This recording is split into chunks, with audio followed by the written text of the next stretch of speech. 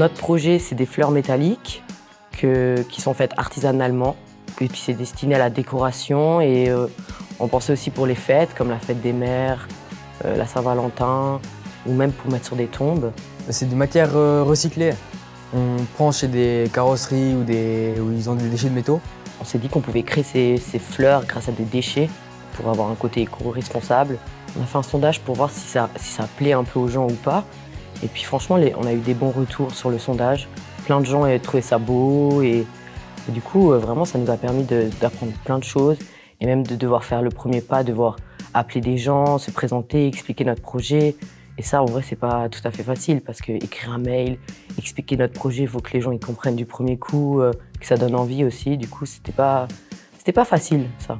Ce projet, il est génial parce qu'il est concret. Ils mettent les mains dans le cambouis, ils travaillent, ils font des expériences, ils doivent prendre des contacts. Et puis c'est vraiment quelque chose de concret, en fait, comparé à un simple projet de réflexion sur un sujet, quoi. La pensée entrepreneuriale est passablement importante parce que j'enseigne à des jeunes qui sont en apprentissage, donc qui sont dans une formation professionnelle, qui sont déjà confrontés à partir de leurs 15 ans à la vie active, à avoir un métier, un salaire, etc.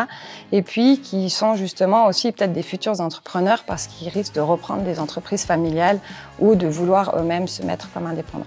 La majorité des patrons sont issus du cursus de l'apprentissage.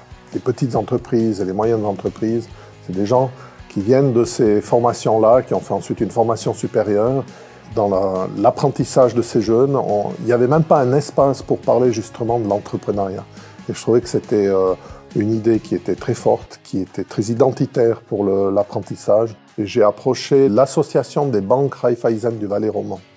Et ils ont tout de suite été d'accord de soutenir ce projet parce que c'est aussi pour le monde de la finance un projet très intéressant, cette démarche de sensibiliser à l'entrepreneuriat parce que c'est une création de richesse pour la Suisse, c'est ce qui fait la force économique de la Suisse aussi, c'est cet esprit d'entreprise. Penser en entrepreneur, c'est important parce qu'on n'a pas d'éducation sur la gestion d'entreprise et tout ça, très peu en tout cas en cours. Et c'est notre futur, du coup, si un jour on veut reprendre une entreprise, créer une entreprise, il faut bien qu'on ait une éducation et des connaissances là-dessus. Ça me ferait déjà moins peur de faire une entreprise maintenant que si j'aurais pas eu ce cours.